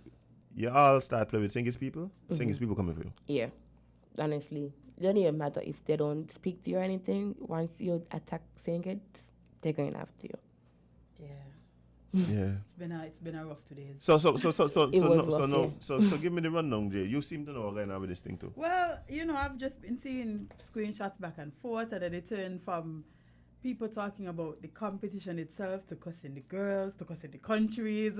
So yeah, you see, for me, I feel like when it comes to these things, like if you want, the promoter did something that I didn't respect, which was posting a clip and making it seem like there was drama. Yeah. And then going to say, well, that's what I think that's what got everybody upset too, because like somebody even commented and they was like, why you even trying to sell drama? Because he said, first of all, no knock to the promoter, but if you as a promoter can't even pull a crowd, why would you feel like you could pull pay-per-view money? They didn't pay to see it live, they're not going to pay to see it after. So you're trying to create this drama to sell your pay-per-view, and it doesn't make you look good as a promoter. Right. It makes the dancers look a type of way, and it's just bad business. It's sparked this yeah, it's sparked tension between the countries now, because like you're making it seem more than what it was. Okay. Because on my end, as I said, I didn't have it as anything, but then when I woke up and I saw, people sending me like different screenshots and so with her post, I'm like, okay, well, this more than what it was supposed to be. All right, Joe. I hope you're listening. We obviously at with Antigua now. I'm gonna go get my so I hope we're able to be a camouflage now. I mean, we're gonna camouflage. We're gonna need to. Yeah, we're gonna need to, like, it's obvious now. So I Make just. sure when y'all go Antigua, y'all check in. Don't let them kidnap y'all and hide y'all. Okay, and then she made a post. There were 3 posts, I think, that I got from her side. First one was, think you gotta humble yourself, baby girl. That was on WhatsApp. And then she did one on Instagram that transferred over to Facebook. She was like saying it's better luck next time. And then there was a next one where she said, if your manager can walk up to me and say, I Candy Megan lie, my money on you, you've been consistent in all 3 rounds, then you're gonna green lizard in your camp. 2 things for certain, everybody wants their people to win, and last and final thing, judge's decision is final. It's not that serious. You sure she SKB. win? Because this ain't giving me I won energy, you know. But I mean, my manager is a nice person, right? She's a nice person. I don't even understand if and so that to me that proves that there's no beef. She's a nice person. She didn't tell her anything about money and all. She just told her she's being consistent, which she was. Yeah. Because everybody agreed that she had a nice first round. Even me was saying that she had a nice first round, right? So ain't even like I had no hatred towards her. I was actually giving her. I was giving her her props. She needs to go touch some grass. Right? I was giving her props, and so did my manager. But she did that for everybody else. She went and told everybody, you know, good job, good job, you know. Yeah, I don't understand how this translates into you being petty because somebody told you that you're doing good. Yeah. That's But even after the first round, I gave a high five. I gave Jamaica a daps, I think, or something like that. Like I just put up my hand, you know. Good job, good job, good job. I did that to everybody. So ain't even like I went there with no hatred to them or I was being by myself or anything. I went and I gave them the props. Sometimes people don't know how to reciprocate the energy that they're given. That's especially true. when they're not accustomed to good energy. Maybe they feel like somebody always against them or, they always have to have some type of drama surrounding them. Or that's not the energy you're supposed to have, especially if you're trying to be in competitions. I don't know. Some people just confusion. Yeah, just give me miserable, man. I don't like it. I don't like it at all. It's like, no, the country is beefy. So what are you supposed to do now? So what are you supposed to do? I got on Facebook, what I got? Don't go over there. Don't go over there. Please. Stuff I'm over there. Because I've been hearing these casualties of war over there too. Some people out there dying in the war with everyone. You don't go over there. Because they say jump from being dancer to country to country. And we, after that, I just made... Friend, you don't go there. I just made 2 posts and then from there it was World War 3. Wow. 3? 5? Listen, abusing ain't gonna rules, eh? Yeah, I posted a picture and I said, the caption was, body wheel, this ain't no Dr. Miami. Oh, Lord. And then I made a status saying... I made a status saying, Antigua, you don't win, you're still bitter. You abuse the promoter because BVI points were too high and you understand how she beat your people them. You win, you still got saying it in your mouth. Rest. Because at that point, I was getting so annoyed. Yeah, annoyed with the whole thing. I was getting so annoyed because it wasn't even supposed to end like that. It was supposed to be like, okay, competition done gone, you done get your crown, everybody good now. We dancers, we might link up next time and do a video, shock everybody. Because then everybody thinking, okay, like after that water situation, we beefing. You check? But it was supposed to be like, okay, that water situation happened, we talk it out at the end of the competition, we do a video, shock everybody. Me and they're good. Right. Something like that. Use that as ammunition to get followers or so. Get traction to your pages or whatever. Right. Because that would have happened because they're thinking you're beefing and they're going on everybody's page and doing this and doing that. And then in the end, all of us come with a video together. Right. But that didn't happen. It happened total opposite. Yeah. Listen, Shealiyah, so you go sometimes, my love. There you go. Actually, let me tell you something, right? It's obvious to me that one of the reasons why I think people came to defense is because people really believe in your talent, right? It's simply just because if I'm saying kids, they know what I can do. Right. Honestly, if you guys watch back that video, you would see that wasn't even my full potential. Like, people who know me and know how I dance know that something was off with me. Right. From that night. Like, I go with vibes. If my vibes ain't trusting, like, the area, I ain't gonna do a certain thing. Right. Me want to go do what I normally do and I injure myself. Right. Because I've had a couple injuries before. I got 2 bad knees.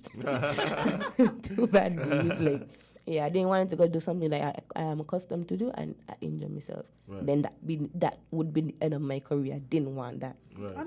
So I just kind of humbled myself in a way, but I still was dancing enough in my eyes, but I wasn't doing what I am accustomed to do. Right.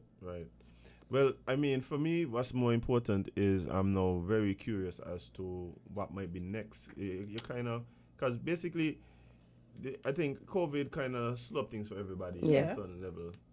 And now we're back outside. What's next for you? What your plans are? Or what you would like to get into? What I can tell you is that me and her will be on the stage again. Whoa! About Jed. Not gonna go too much into it, but it's coming. I need to come in a green suit. I got come with me thing? No. Okay, just checking. We're gonna end up on the stage again. I'm not gonna go too much into it. You're just gonna have to wait until in the region, in the country. Yeah. In the country? Yeah. In this country? Yeah. Come on. All right. Yeah. You guys gonna see us again. All right. I guess you could call it a grudge match. I don't know what you want to call it. No, you could call it a grudge match. You could call it a grudge match. Okay.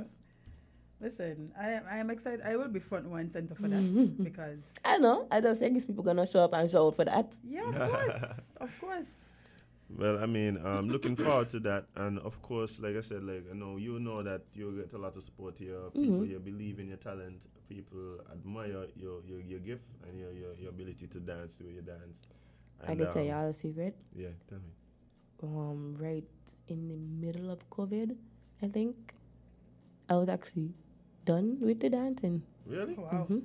So I decided that you were just gonna. I just decided I did a lot at my young age. Started young. Right. I'm 23, making 24 in February, so I feel like I did a lot.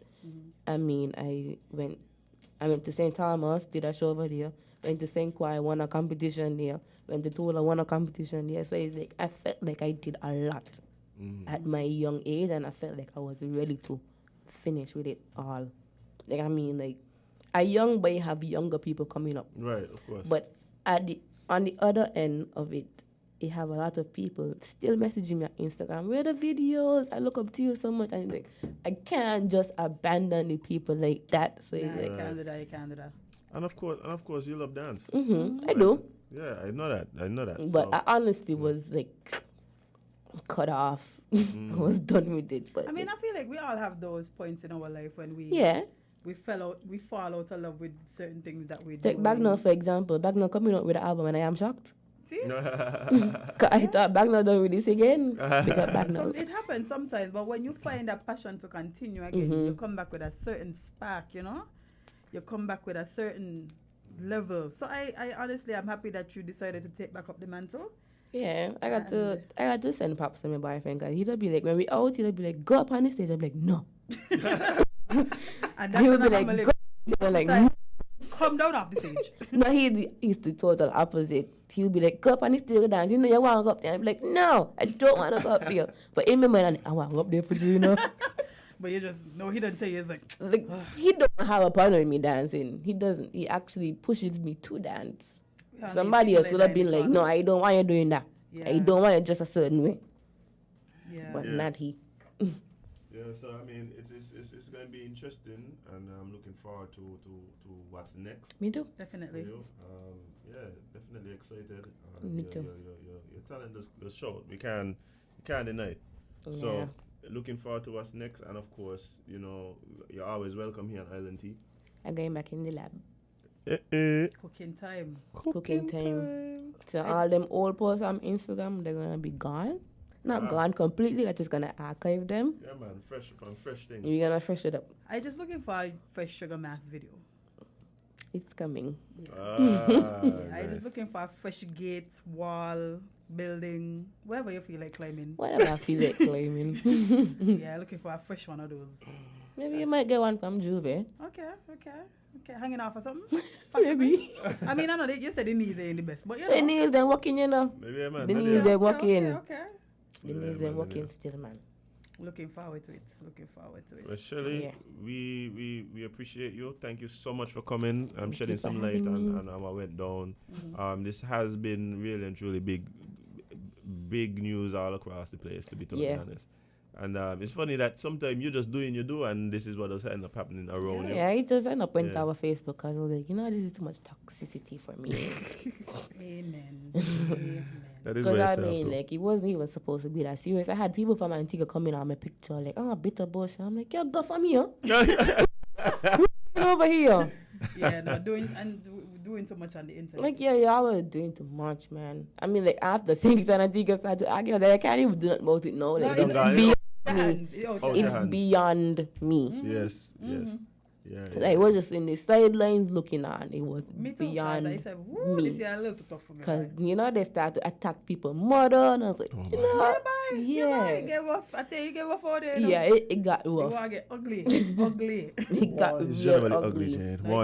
It get to a level that I didn't expect. But, so I go in Caribbean, this poor war. But online is his own thing, eh? Online is his own thing. But then the country of Antigua was like split in half. Because it had people messaging me and telling me, they don't like what's happening. They don't like how she was moving as a winner. Right. And they was like, they were backing me from the start. And in my head, I'm like, I'm from Antigua, it makes sense, But everybody I still take it and I say thanks. Me and say, well, don't give me the props because you're from Antigua. But they just don't like. And I didn't like how she was acting as a winner either. Because winners don't act like that. No. You're just supposed to be, and her being the older person and none of these competitions supposed to know. You don't act a certain way. You don't, there were young people in the competition. I think they were like 18, 19, and 20 or something like that. Wow. So I would have been the second oldest. She was the oldest. I don't know her age, but she was the oldest. And she's won competition before, so she's supposed to know how this go. She's supposed to know how winning go. Yeah. Win with grace. Just win with grace. And she didn't set an example in my eyes. Right, I got you. Because I used to go on Instagram and stuff, I would see videos. I seen a video with her on her head. And she did the dead man drop kind of thing. I was like, she bad boy. Giving her props, But it's like, I meet you and it's like, you're showing me a different style. No, that happens a lot. Let me tell you something. There's many of times that you've met people that you've idolized off screen, and when you meet them, you're like, bye. There's a term in rap, right? It says, when your idols become your rivals. And sometimes that is a very difficult dynamic to navigate. Yeah. But I can tell you, you just do you. You live and you learn from the mistakes of others. And we're looking forward to what's next. And wishing you all the best with your career, with your competitions. And like Jade said, everybody excited, looking forward to more content from Melodic Shell. It's coming. Boom bang. Yes, it's coming. But we gotta go. It's past the hour of 10 o'clock. So it's time for us to sign off. Shealiyah, it was a pleasure having you as usual. Thank you. You can have me back anytime. Of course. Nice. Of course. Bye, love. Bye. Jade. Home time. I've been here trying to just live a simple, peaceful life. Y'all want to drag me in what? Yeah. That one put you down in the trenches. Huh? Anyway. Make you pull back out your camera pants. No, I guy there put down, That's what I say, you pull it back out. I put a guy pull down. Wait to the competition. Wait the competition. Okay. Come in my camo. As you should. But guys, it's been a pleasure hanging out with you this morning. I appreciate all the support. We didn't take no calls this morning. I know y'all wanted to come in, especially when we were talking about finances and what's to go. And perhaps that just signifies that that's something that we need to talk a bit more. Yeah. I didn't get to talk about my threesome story, but I will save it for tomorrow. Yeah, definitely. Definitely. And it's a Thursday. We couldn't drop that there and hump them and lad, man. That's too much. That's too much. It's too much. That's what I said. That's what I said. On the pulpit. On the pulpit. Tomorrow. Yep. Tomorrow for that. But guys, I appreciate it so much that you take the time out to come and hang out with us. Whether you joined us on Facebook, YouTube, one of the other digital media platforms, appreciate you so much. If you joined us on the radio, Big up yourself, 98.9 FM. Again, you know the deal. If you're listening on somebody else's radio, take the time out to go and tell them thanks for enriching your life. Don't be ungrateful. Do not be ungrateful. And guys, Stick and Stickers coming up at 11 o'clock. We have the Honorable Dr. Terence Drew joining us on Voices today. So you don't want to miss that one. Very interesting conversations about to happen. So stick and stay. Drew Fall in Win FM. Yeah, man. Drew Fall in Win FM. Hey. Yes. But guys, appreciate it again. Thank you so much. Looking forward to hanging out with you more and more and more. So tell a friend. To tell a friend. And let's help make Island Tea the best it can be. And share the thing, man. Stop keep it to yourself. That's selfish. Yeah, we don't like selfish people. Share with your friends. It only takes 2 seconds to hit that little button on the bottom of your screen. Copy the link, paste it up. I'll WhatsApp it on your WhatsApp status in the morning. Let people know that Island Tea is live. And if you don't get to look at it live, no problem. Share it up. Jade, what about the IG? The IG is still there with me. The IG is still there, guys. You ain't going nowhere. I got a clip of thing today, yeah? Island Tea, SKN. Yes. Make sure you go like us on Instagram. Share some of your wisdom from today. As a matter of fact, I've really been looking into ways that we could really incorporate the sippers even a little more. So you want to be part of the thing we're going on here. You want to be part of Island Tea.